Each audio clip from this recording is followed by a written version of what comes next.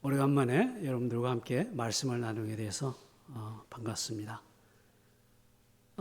나이가 먹어가니까 자꾸 입술이 우둔해져서 이제 그 점이 좀 걱정이 되긴 되는데요. 예. 우리는 새 생명 성경 공부를 통해서 우리 인생의 목표는 하나님을 기쁘시게 하는 것이다라는 것을 우리가 배웠습니다. 근데 성경에는 하나님을 기쁘시게 하는 일들이 아주 많이 나열되어 있어요. 이 나열되어 있는 이 하나님을 기쁘시게 하는 일 중에서 과연 가장 기쁘시게 하는 일이 있을 것 같은데 그것이 무엇일까 이렇게 생각하는 과정에서 혹시 이 주님의 유언이 아닐까? 주님께서 마지막 날 이제 승천하시기 전에 우리에게 남겨주신 그 말씀이 아닐까? 그 말씀을 실행하는 것이 우리 하나님을 제일 기쁘게 하는 게 아닐까 하는 그런 생각이 들어서 오늘 요한복음 21장 15, 17절을 택하게 됐습니다. 설교의 어떤 내용은 이미 여러분들이 잘 아는 내용일 수도 있습니다. 준비하다 보니까 이 설교가 우리 새누리의 정체성을 다루는 그런 부분도 있기 때문에 이제 그런 분들은 리뷰한다고 생각하시고 신앙을 되돌아보는 시간을 가지시길 바랍니다. 요한복음 맨 끝장 21장을 한번 열어보시죠. 요한복음 21장. 우리가 요한복음 21장에 들어가기 전에 20장 31절이 있는데요. 이 20장 31절에 사도 요한은 요한복음을 쓴 목적을 여기다가 이제 기술하고 있는데요.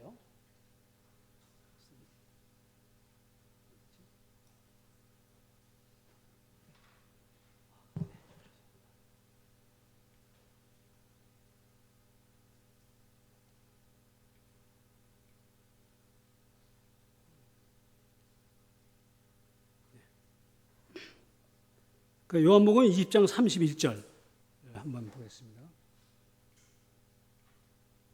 20장 30절. 다 암송을 하시는 분은 암송해도 좋은데 같이 읽어보도록 하겠습니다. 오직 이것을 기록하면 너희로 예수께서 하나님 아들 그리스도이심을 믿게 하기 위하며 또 너희로 믿고 그 이름을 힘입어 생명을 얻게 하려 하심이라.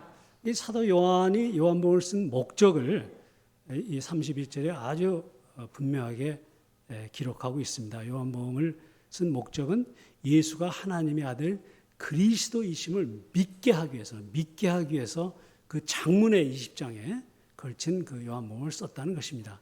그렇기 때문에 요한복음 20장 31절로 끝을 맺어도 전혀 손색이 없는 복음서입니다.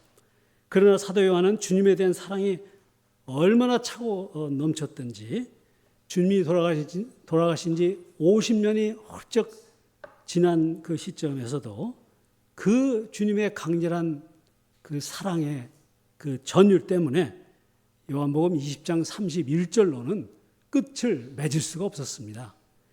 과연 이 사도 요한이 쓰지 않고는 도저히 펜을 놓을 수 없었던 그 장면이 무엇이었을까요? 그것이 바로 오늘 여러분들과 함께 나누고자 하는 요한복음 21장의 이야기가 되겠습니다. 우리 본문의 배경은 부활한 이후에 디베라 바닷가, 이게 호수가 하도 크니까 이제 바닷가로 불린 건데 디베라 호수, 갈릴리 호수죠. 갈릴리 호수에서 그 새벽에 7 제자들과 부활하신 주님이 만나는 장면이 배경이 되겠습니다. 얼마나 정겨운지 정말 한편에 이 그림을 보는 것 같은 그런 참 정겨운 장면이 나오는데요. 그래서 부활하신 주님을 제자들이 만났어도 이 제자들은 왜 예수님이 십자가에 돌아가시고 왜 부활을 하셨는지 그 십자가 부활의 의미를 제자들은 알지를 못했어요. 상당히 혼돈된 그런 생활을 언제까지 하게 되냐면 오순절날 성령이 임하기 전까지 이 제자들은 한 인간이 거듭나서 어떻게 천국에 들어가는지 그리고 우리 예수님의 천국 건설 방법은 무엇인지 이런 것에 대해서 이 제자들이 전혀 알지를 못하고 상당히 혼돈된 그런 생활을 하다가 결국은 이들은 이제 시리와 절망 가운데 제자의 삶을 포기하고 다시 갈릴리 바닷가로 어부의 삶으로 이제 돌아간 것입니다. 마태복음 4장 19절을 보게 되면 우리 주님께서 똑같은 그 갈릴리 호수, 똑같은 그 장소에서 제자들을 부르십니다. 그 제자들 부르시고 뭐라고 말씀하시냐면 내가 너희로 사람 낚는 어부가 되게 하리라 이렇게 말씀하십니다. 그래서 사람 낚는 어부가 되게 하리라고 제자들을 불렀는데 그 제자들이 사람 낚는 어부 되기를 포기하고 지금 고기 잡는 어부로 다시 되돌아간 것입니다. 예수님의 이 복음 사역은 예수님에 의해서가 아니고 제자들에 의해서 이 복음 사역이 전개되어야 되는데 이들이 다시 고기 잡는 어부로 되돌아갔을 때 이 주님의 그 심정이 어땠을까요? 정말 그 억장이 무너지는 그런 심정이 아니었겠습니까, 여러분들? 그래서 주님은 새벽녘에 이제 제자들을 찾아가셔서 손수 떡과 물그릇을 구워서 먹이시면서 그들의 실패를 용서하시고 위로하시면서 새로운 사명을 그들에게 주시는 것입니다. 새로운 사명.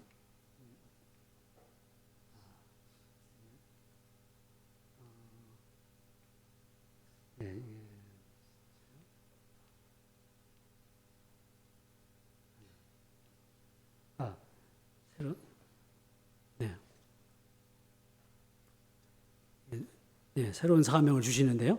새로운 사명은 지금 이제 요한복음 오늘 읽으신 이제 본문이 새로운 사명이 되겠습니다. 15절부터 27절까지. 그래서 15절을 보게 되면 요한의 아들 시몬아, 내가 이 사람들보다 나를 더 사랑하느냐? 이렇게 질문을 하십니다. 이 질문에 베드로가 내가 주를 사랑하는 줄 주께서 아시나이다. 그러니까 예수님께서 동문서답식으로 내 어린 양 먹이라 이렇게 얘기하고 16절에는 또 똑같은 질문과 대답이 이어져요. 시몬아, 그 요한의 아들 시몬아, 내가 나를 사랑하느냐? 그러니까 베드로가 내가 주를 사랑하는 줄 주께서 아시나이다. 또 그러면 내 양을 치라. 이번에는 치라. 또 17절은 내 양을 먹이라. 내 양을 먹이고 치라는 거죠. 그래서 15, 16, 17절을 보게 되면 세 쌍씩 세 번씩 질문과 대답이 오고 가는 것을 볼 수가 있습니다. 네가 나를 사랑하느냐? 세 번. 그렇죠? 내가 주를 사랑하는 줄 주께서 아시나이다. 세 번. 내 양을 모이고 치라. 세 번. 왜 주님께서는 한 번만 말하면 될 걸 이 세 번씩 이렇게 말씀하셨을까 하는 것이죠. 그것은 베드로와 주님 사이의 그 사랑의 관계를 회복하기 위해서 베드로와 하여금 사랑을 고백하고 그 제자들과의 사이의 그 사랑의 관계를 확인하기 위해서 이 세 번씩 말씀을 주고받는 것을 볼 수가 있고요. 또 한 가지는 이제 앞으로 이 베드로가 받을 그 엄청난 그 사명, 중대한 중요한 사명이죠. 이 사명을 받을 때 유대인들의 관습에 의해서 세 번씩 이제 강조하지 않습니까? 그래서 이제 세 번 질문하고 대답을 하는 것을 볼 수가 있습니다. 그렇다면 과연 이 중요한 사명이 뭐냐는 것입니다. 이 중요한 사명은 주님의 양을 모이고 치라는 것입니다. 양이 어떻기 때문에 주님은 제자들에게 주님의 양을 모이고 치라고 했을까요? 우리가 양의 상태를 한번 살펴보죠. 양의 상태는 에스겔서 34장에 아주 잘 나와 있어요. 에스겔서 34장 전체가 요한복음 10장처럼 양장이며 목자장입니다. 그래서 에스겔서 34장을 보게 되면은 거기에 5종류의 양이 나옵니다. 그런데 이게 참 그 에스겔서 시대나 혹은 예수님 당시 그 시대나 혹은 오늘날 우리 세대나 우리가 많은 양을 접하게 되는데 이 양들이 이 5가지 종류의 양의 범주 안에 이게 들어갑니다. 그럼 5가지 양을 한번 보도록 하겠습니다. 4장 4절. 여기 보게 되면 너희가 연약한 자를 강하게 아니하며 병든 자를 고치지 아니하며 또 이제 상한 자를 싸매 주지 아니하며 쫓긴 자를 돌아오게 아니하며 잃어버린 자를 찾지 아니하였다. 그래서 지금 현재 여기에서 연약한 자, 병든 자, 상한 자, 쫓긴 자, 잃어버린 자, 이 5가지 종류의 양이 나옵니다. 이 양에 대해서 일일이 설명하려면 시간이 많이 걸리기 때문에 오늘은 2가지 양에 대해서만 한번 살펴보면요. 우선 상처받은 양에 대해서 한번 간단히 살펴보고 넘어가겠습니다. 우리는 많은 상처를 받고 삽니다. 가정에서 부모, 형제로부터 상처를 받고 또 직장에서는 동료, 직원이나 상사로부터 상처를 받고요. 또 학생들은 선후배로부터 상처를 받고 선생이나 혹은 교수님들로부터 상처를 많이 받습니다. 심지어 교회에서 하나님의 일을 한다는 이 교회, 사랑으로 참 연합된 이 교회에서까지, 교회를 하면서까지 지체들로부터 상처를 받는 게 현실입니다. 이런 상처를 받는 영혼들은 정말 목자가 있어서 싸매어 주기만 하면 금방 그 상처가 아물게 되는데 그러한 목자가 없다는 것이죠.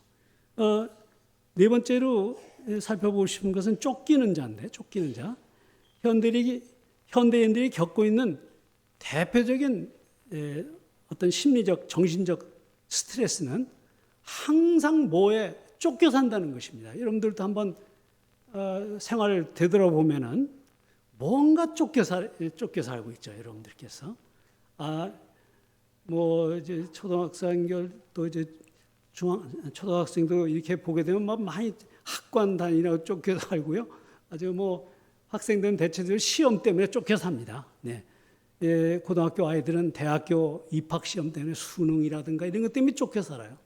간신히 대학교에 들어갔는데 대학교 들어가서 이제 취직 시험 때문에 쫓겨 삽니다. 취직이 그냥 되는 게 아니고 스펙 있죠. 스펙을 쌓아야 됩니다. 네. 토익 점수도 800점이나 850점을 쌓아야 되고 또 여러 가지 각종 면허증, 또 GPA, 학교 성적을 스펙에 맞게 그런 게 안 되면 계속 거기에 쫓겨 사는 게 오늘날 대학생들입니다. 그걸 간신히 취직을 했으면 그 직장 안에서 또한 또 여러 가지 직장 내 진급이라든가 또 직장을 얻었기 때문에 이제 결혼도 생각해 봐야 되는데 결혼 때문에 이제 쫓겨 사는 거죠. 또 결혼해서 같이 살려고 보니까 집을 얻어야 돼요. 전세 자금 때문에 쫓겨 삽니다. 재정 문제로 이제 쫓겨 사는 거죠. 그 재정 문제가 해결되면 자녀를 낳고 육아와 하여튼 계속 좀 불확실한 그 미래가 너무 불확실하기 때문에 불확실한 미래에 대해서 계속 우리 인간은 쫓겨 살도록 되어 있습니다. 이 쫓기는 양들이 오늘 대표적인 우리 양의 모습이 아닌가 이런 생각을 갖습니다. 그래서 5절을 보게 되면 34장 5절을 보게 되면 목자가 없음으로 이 양들이 흩어져서 모든 들짐승이 밥이 됐다는 것이죠. 그 6절은 위대하고 방하는 내 양떼를 찾는 자가 없도다. 그래서 계속해서 이제 15절을 보게 되면 우리가 내가 친히 내 양의 목자가 되어 여기서 내가라는 하나님이 친히 내 양의 목자가 돼서 그 잃어버린 자를 내가 찾으며 쫓긴 자를 내가 돌아오게 하고 상한 자를 내가 싸매어 주며 병든 자를 강하게 하겠다는 것입니다. 그래서 이러한 그 양들을 모이고 치기 위해서 하나님께서 직접 그 일을 하러 지구상에 오셔서 이 일을 하시겠다는 겁니다. 네. 그래서 이제 이 에스겔의 예언대로 정말 예수님은 목자로 지구상에 내려오셨습니다. 이 기쁜 소식을 이제 마태복음의 저자 마태는 마태복음 2장 6절에서 이제 기쁜 소식을 전하고 있는데요. 2장 6절을 보게 되면 유대 땅 베들레헴아 너는 유대 고을 중에서 가장 작지 아니하도다. 내게서 한 다스리는 자가 나와서 내 백성 이스라엘의 목자가 되리라. 그런 라고 이제 미가서를 이용해서 마태복음의 복음서에 예수님이 목자로 오신 것을 지금 기록하고 있습니다. 예. 여호와는 나의 목자시니 내가 부족함이 없으리로다. 시편 23편에 그 목자 있죠. 그 목자. 그 목자의 아들이 육신의 몸으로 지금 양들을 모이고 치기 위해서 이 지구상에 오셨다는 것입니다. 그래서 예수님은 우리가 마태복음 16장 16절은 주는 그리스도요 살아계신 하나님의 아들이라고 정의를 했지만 주는 그리스도이시지만 목자이십니다. 목자이신 그리스도며 그리스도이신 목자입니다. 참 이게 얼마나 놀라운 은혜의 말씀인지 모릅니다.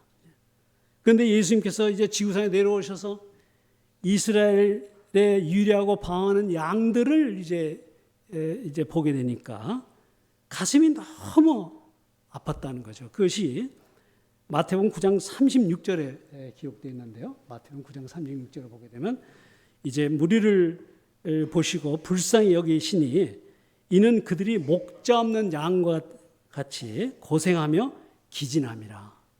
여기서 예수님께서 그 양들을 보셨을 때 불쌍히 여겼다는 거죠. 이 불쌍히 여기다는 말을 헬라어 원어를 찾아보면 스프랑크논이라는 그 말에서 창자라는 말에서 유래됐는데 이것을 번역을 하고 의역을 해보면은 창자가 끊어지듯이 아팠다는 것이죠. 예수님께서 그 양들이 유리하고 방황하고 기진하고 참 고단한 그 양들을 봤을 때 정말 예수님 마음속에 단장이 끊어지는 그런 아픔을 느꼈다는 거예요. 또 우리가 불쌍히 여기다를 영어로는 compassion이라는 단어를 씁니다만 이 단어는 com과 passion의 합성어죠. 그렇죠? 그래서 com은 함께하다는 뜻이고 passion은 passio라고 쓰죠. 고통이라는 뜻입니다. 그래서 고통을 함께한다. 예수님께서 그들과 함께 고통을 함께 하신 거죠. 목자의 심정이 있기 때문에. 네. 그래서 이제 예수님께서는 이들을 모이고 치는 일을 공생의 3년 동안 해오셨는데 어떻게 모이고 치는 일을 해오셨냐면 예수님께서 회당에서 가르치시고 천국복음을 전파하시고 모든 병을 고치신 거죠. 예수님의 공생의 3대 사역이죠. 그렇죠? Teaching, Preaching, Healing입니다. 이 일을 통해서 이스라엘에 유리하고 방황하는 양들을 모이고 치는 일을 예수님께서 하신 것입니다. 이와 같이 주님께서는 공생의 3년 동안 그 애간장을 태우면서 주님의 양을 모이고 치는 일을 해오셨는데 이제는 육신의 몸으로는 더 이상 이 양들을 모이고 칠 수가 없는 것이죠. 이제 부활승천 하시면 그 일을 할 수 없기 때문에 예수님께서 그 일을 지금 갈릴리 바닷가에서 제자들에게 그 일을 부탁하고 있는 장면이 바로 요한복음 21장 15절 17절의 말씀입니다. 내 양을 모이고 쳐라. 그런데 그게 일곱 제자뿐만 아니고 2000년의 시간이 흘러서 오늘날 새누리 교회 여기에 오늘 예배 드리는 여러분들 새누리 정말 우리 여러분들의 그 주님의 아들 딸들인 여러분들에게까지 예수님께서 지금 내 양을 모이고 치라고 내가 하던 일을 양을 모이고 치는 일을 이제는 내가 육신의 몸으로 할 수 없으니 새누리 가족, 새누리 형제 자매들 너희들이 이 일을 좀 감당했으면 좋겠다고 지금 주님께서 부탁을 하고 있는 것입니다. 그래서 예수님께서 하신 일을 제자들에게 혹은 우리들에게 그 일을 부탁하셨다 해서 내 양을 모이고 치라, 이 말을 우리는 주님의 우임 명령이라고 얘기합니다. 또 맨 마지막에 승천하기 전에 말씀하셨기 때문에 이 말씀을 우리는 유언, 주님의 유언이라고도 얘기하고 주님의 우임 명령이라고도 얘기하고 또 이웃사랑의 명령이라고도 얘기를 합니다. 우리가 너무 잘 아는 마태복음 28장 19, 20절 있죠. 너희는 가서 모든 족속으로 제자를 삼아 아버지와 아들과 성령의 이름으로 침례를 주고 내가 너에게 분부한 모든 것을 가르쳐 지켜 행하게 하라. 이 말씀은 지상명령이죠. 지상명령. 전도의 명령입니다. 전도의 명령. 그건 전도의 명령이고 오늘 우리가 지금 다루고 있는 것은 주님의 우임 명령, 이웃사랑의 명령인 것입니다. 하나님 사랑과 이웃사랑, 이 두 가지 명령을 우리에게 지금 들려주고 있는 것입니다. 주 안에서 사랑하는 새누리 가족 여러분, 여러분들이 진짜로 주님을 사랑하신다면 주님의 양을 모이고 치십시오.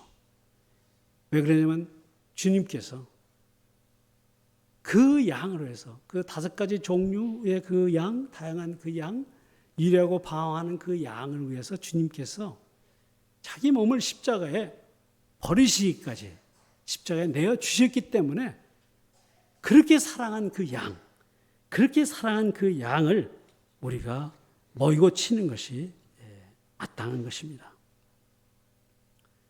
자, 그러면은 우리가 주님의 양을 모이고 치라는 이 말씀을 통해서 우리가 두 가지를 한번 여기 보게 되면 이 내 양을 모이고 치라, 내 양을 모이고 치라, 이 말을 이제 다른 말로 우리가 이걸 해석해 보면 우리가 다 목자가 되라는 얘기죠. 우리가 다 목자가 되라. 아마 지금부터는 아마 새생명 복습일 것 같은데요. 새생명에서 다 배운 내용인데 한번 빨리 복습해 보도록 하겠습니다. 너무 또 그동안에 목자, 뭐 이런 착한 양, 착한 목자 이런 얘기들을 하도 많이 들어가지고 좀 질리시지 않았나 이 생각도 좀 드는데요. 하여튼 이제는 뭔가 좀 여러분들 신앙생활 하면서 정리해 나갈 그런 시기가 된 것 같습니다. 첫 번째로 제가 이 말씀 속에서 강조하고 싶은 것은 주님께서는 우리 모두가 목자가 되기를 원하시고 계십니다. 우리 모두를 목자로 불러주셨다는 거죠. 그렇다면 목자는 어떤 사람을 말합니까? 우리가 결혼을 했어도 아이를 낳지 않으면 어머니라고 부르지 않는 것처럼 우리가 돌보고 책임지고 돌보고 섬기는 양이 있어야 목자인 것입니다. 돌보고 섬기는 양이 없는 사람 우리가 목자라고 부르지 않습니다. 그렇다면 우리가 모이고 쳐야 될 양은 구체적으로 누구를 의미하는 거냐는 것이죠.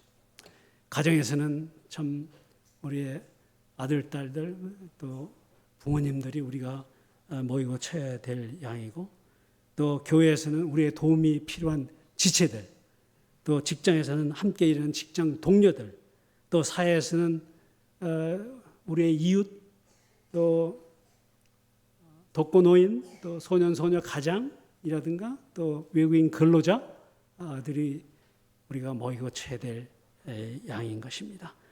또 해외에서는 하늘나라 왕국 확장을 위해서 수고하고 있는 선교사님들이 우리가 모이고 쳐야 할 양인 것입니다. 이렇게 볼 때 참 세계는 넓고 우리가 모이고 쳐야 될 양은 너무나 많습니다.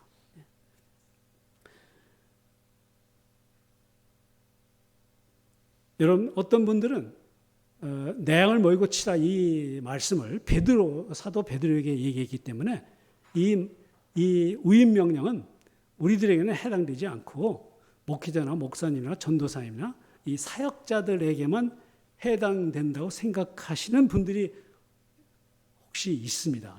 있는데요. 정말 이 말씀은 그리스도인이라면 남녀노소 지 고하를 불문하고 누구에게나 주신 말씀임을 우리가 명심하여야겠습니다. 앞에서 설명한 대로 세계는 넓고 우리가 돌보아야 될 양들은 참 많다고 얘기를 들었는데요. 정말 어떻게 이렇게 많은 주님의 양을 소수의 목회자들만이 모이고 칠 수 있겠습니까? 그것은 현실적으로 불가능한 일입니다. 그래서 베드로전서 2장 9절에서는 모든 성도들에게 너희는 택하신 족속이요 왕 같은 제사장이라고, 너희가 다른 사람이 아니라 왕 같은 제사장이라고 아주 못을 박아 놓고 있는데요. 그래서 왕이라는 것은 백성들의 일만만사의 모든 문제를 해결해 주시는 분이 왕이죠. 구약시대는 그런 분들에게 이제 기름을 부었는데요. 우리의 일만만사의 모든 문제를 해결해 주시는 분이 오늘날은 목자입니다. 목자. 그렇기 때문에 이 목자가 이 많은 양을 모이고 치는 일을 감당을 해야 하는 것입니다. 금년은 종교개혁 507주년을 맞는 해입니다. 종교개혁 당시 마르틴 루터는 세 가지 개혁의 원리를 내세웠어요. 첫 번째가 성경으로 돌아가자. 두 번째는 믿음에 의한 구원. 세 번째는 만인 제사장의 직분론의 실현입니다. 그런데 첫 번째와 두 번째는 종교 개혁을 완성을 했습니다. 성공을 했습니다. 그런데 지금 성공하지 못하고 미완된 형태로 남아있는 이 종교개혁의 원리가 세 번째, 만인 제사장 직분론, 만인 제사장의 실현, 이것은 아직까지 미완된 상태로 현재 남아 있습니다. 그러나 오늘 본문의 말씀을 통해 볼 때 만인 제사장직의 실현은 모든 그리스도인들이 그 삶의 터전에서 목자의 심정을 갖고 자기의 맡겨진 양을 모이고 치는 그런 목자가 되었을 때 만인 제사장직의 실현이 가능하다고 봅니다. 모든 처한 곳에서 삶의 터전에서 이게 목자가 되는 것, 이것을 우리는 크리스천 목자와 운동이라고 이렇게 부르기를 원합니다. 크리스천 목자와 운동. 이 크리스천 목자와 운동의 이 용어는 아마 김동현 목사님이 처음으로 사용을 하셨습니다. 그래서 이 성도들이 모두 이 목자와 운동에 참여한다면 제2의 종교 개혁이 일어나리라고 저는 확신합니다. 이 목자와 운동, 모든 그리스도인들이 각자가 처한 곳에서 목자의 심정을 갖고 도움이 필요한 주님의 양을 모이고 치는 것. 이 운동을 모든 그리스도인들이 이 운동에 참여한다면 저는 제2의 종교 개혁 운동이 일어나리라고 봅니다. 여기서 말하는 주님이 말하는 양은 예수님을 믿는 사람만 해당되는 게 아니죠. 예수님을 믿든 안 믿든 불신자든 신자든지 간에 모든 그 주님의 양입니다. 우리의 도움이 필요한 주님의 양. 요한복음 3장 16절에도 하나님이 세상 사람들을 이처럼 사랑하사, 거기서 말하는 세상 사람들이라는 것은 믿는 사람뿐만 아니라 믿지 않는 사람, 다 모든 사람을 다 포함을 하고 있는 것과 마찬가지입니다. 삶의 터전 곳곳에서 모든 그리스도인들이 목자의 심정을 갖고 그리스도인 목자가 되어보자는 운동. 그래서 주님은 새누리 교회를 개척할 때 이 교회를 목자 양성소로서의 사명을 주시게 됩니다.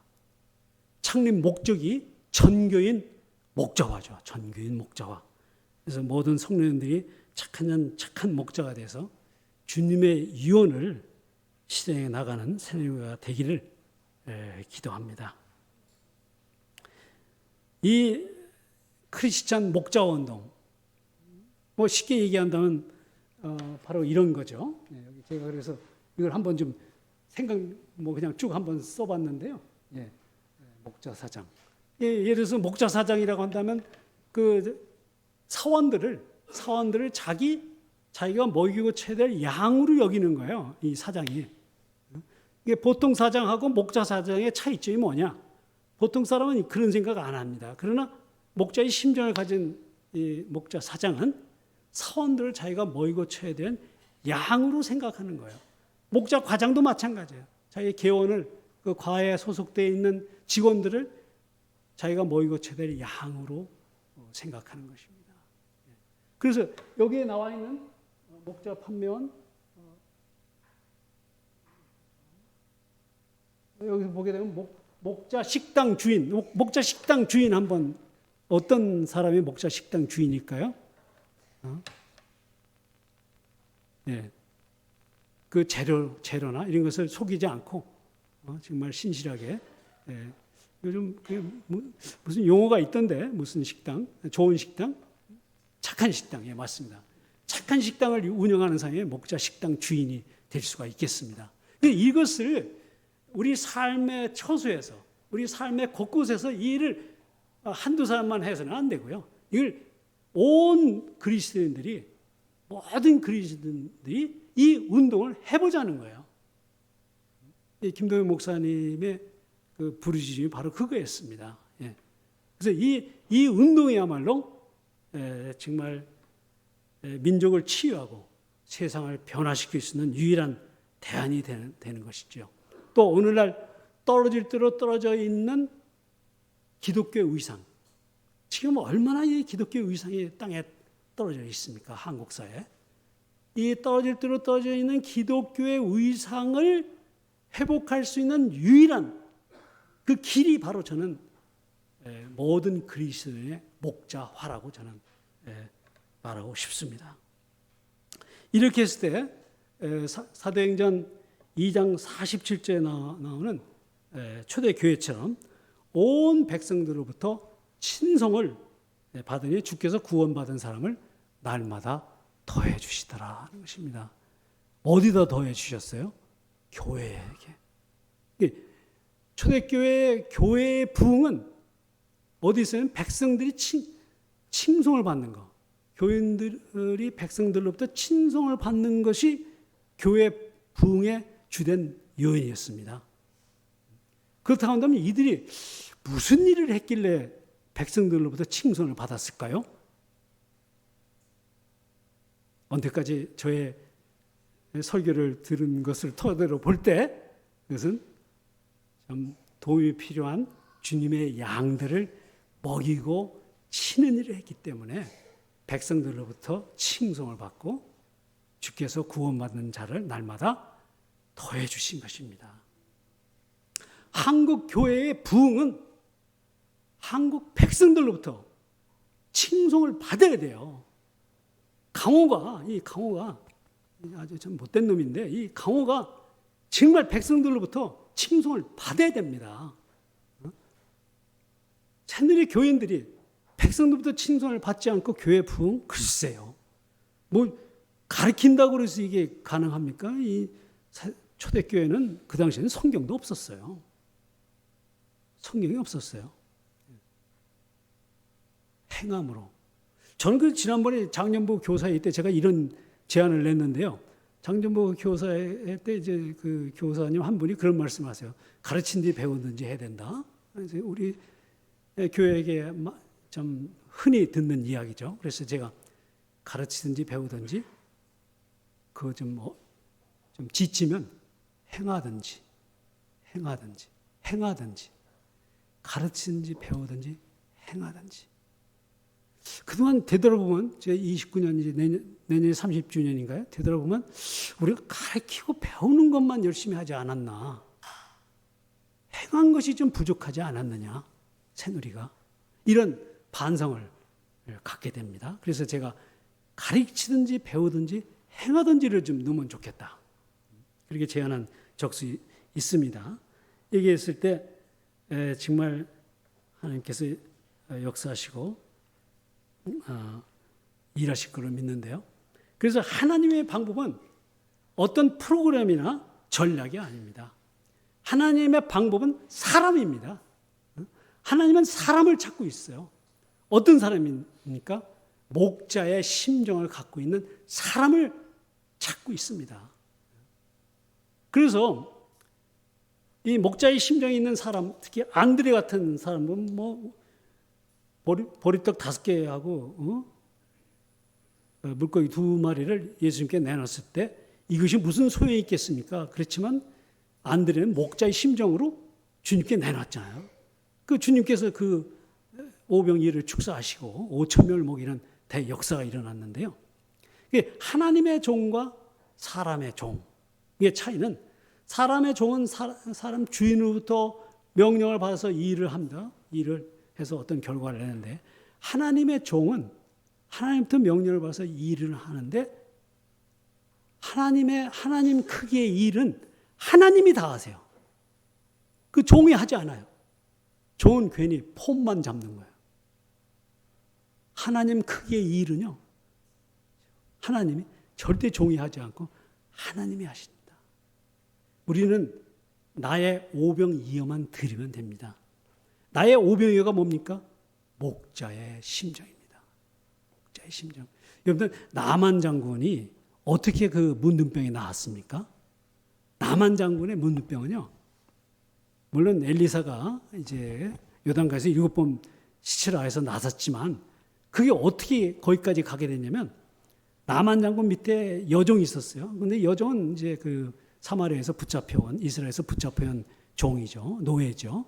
근데 여종이 보니까 그 자기 주인인 나만 장군이 참 문둥병으로 막 온통 막 고생을 하고 있는 거야. 그래서 여기서 불쌍한 마음이 듣고 목자의 심정이 있어서 이 자매가 나만 장군한테 뭐라고 얘기하냐면, 우리 고향에 엘리사 선지자를 한번 만나면 좋겠습니다. 그러면 주인님께서 이 병이 깨끗이 낫겠나이다. 그가 당신 병을 치료하겠나이다. 이런 이 말을 합니다. 그 말을 듣고, 그 당시에 문둥병은 불치병입니다. 근데 나만 장군이 이 병이 낫는다는 말을 소녀로부터 들은 거예요. 그 엘리사라는 선지자를 만나기만 하면 그가 당신 병을 고쳐준다. 그 말 한마디 때문에 나만 장군이 아람의 제2인자 국방장관 나만 장군의 문둥병이 어린아이 살같이 싹 나서지잖아요. 이 여종, 이 자매가 한 일이 뭐예요? 자매가 한 일은 그냥 엘리사 선지자를 소개해 준 것밖에 없어요. 그 나만 장군의 문둥병이 치유가 되지 않았습니까? 네, 이렇게 우리가 갖고 있는 그 목자의 심정이 너무 중요합니다. 시간이 많이 갔기 때문에 두 번째, 이제 마지막으로 주님의 양을 모이고 치는 일은 이웃을 사랑하라는 계명을 실천한 일이라는 거죠. 주님을, 내 양을 모이고 치는 그 일은 이웃을 사랑하라는 계명과 똑같다는 것입니다. 마태복음 22장 35절과 40절을 보게 되면, 한 율법사가 예수를 시험하여 묻되, 선생님이여 율법 중에 어느 계명이 크니까? 이렇게 묻습니다. 예수께서 대답하되, 내 마음을 다하고 목숨을 다하고 뜻을 다하여 주 너의 하나님을 사랑하라 하였으니 이것이 크고 첫째 되는 계명이요 둘째도 그와 같으니 내 이웃을 내 몸같이 사랑하라고 하였으니 이 두 계명이 온 율법과 선지자의 강령이니라, 이렇게 얘기합니다. 그래서 이제 그 누가복음 10장에는 이제 율법사가 이제 그 예수님께 내 이웃이 누구냐고 이렇게 질문을 하죠. 내 이웃이 누구입니까? 그러니까 예수님께서 뭐 누구가 네 이웃이다 이렇게 얘기하지 않고 선한 사마리아인의 비유를 들어서 이웃을 설명합니다. 그래서 그 우리의 도움이 필요한 사람이 바로 우리가 도와야 될 이웃이라고 이제 주님께서 설명을 하십니다. 그래서 우리의 이웃은 바로 우리가 먹이고 쳐야 될 양, 믿던 안 믿던 우리의 도움이 필요한 주님의 양이 바로 우리가 먹이고 쳐야 될 이웃인 것입니다. 여기서 이제 좀 눈여겨봐야 될 것은 둘째도 또한 이와 같으니 이 말이 있어요. 둘째도 또한 이와 같으니 그 하나님 사랑과 이웃 사랑인데 하나님 사랑과 이웃 사랑이 똑같다는 거예요. 주님께서 마태복음 22장에 얘기한 것은 그래서 하나님을 사랑하면은 이웃 사랑은 자동적으로 나오게끔 돼 있다는 것입니다. 그래서 하나님을 사랑한다고 하면서 이웃을 사랑하지 않는 사람은 하나님을 사랑하지 않는다는 거죠. 그래서 보이는 형제를 사랑하지 않으면서 보이지 않는 하나님을 어떻게 사랑할 수가 있느냐는 것입니다. 그래서 하나님 사랑과 이웃 사랑이 같이 우리가 가는 것을 볼 수가 있습니다. 그래서 하나님 사랑에서 이웃 사랑이 나오고 이웃 사랑은 바로 하나님 사랑의 표현이라는 것입니다. 하나님 사랑과 이웃 사랑은 온 율법과 선지자의 강령이다는 거죠. 이 강령이라는 것은 그 모든 율법의 요약이고 핵심이고 전부라는 거죠. 이 강령이라는 것은 그게 다라는 거예요. 하나님 사랑과 이웃 사랑 이게 다라는 것입니다. 그래서 그러므로 신앙생활이라는 것은 하나님 사랑과 이웃 사랑을 실천하는 것이다라고 이렇게 우리가 정의를 내릴 수가 있습니다. 오늘 주님께서는 여러분들에게 질문을 하고 계십니다. 요한복음 21장에 베드로에게 했던 그 질문을 여러분들이 하고 계십니다. 내가 나를 사랑하느냐? 이렇게 질문하고 계십니다.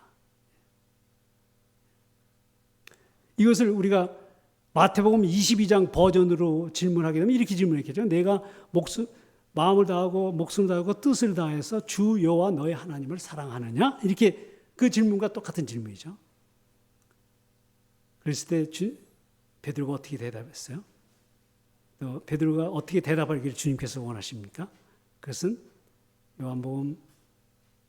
요한복음에서는 내가 주님의 양을 모이고 치겠습니다. 마태복음 22장에서는 어떻게 대답을 할까요? 이웃을 내 몸같이 사랑하겠습니다. 그렇게 대답을 하는 여러분들 모두가 되시기를 주님의 이름으로 축원을 드립니다.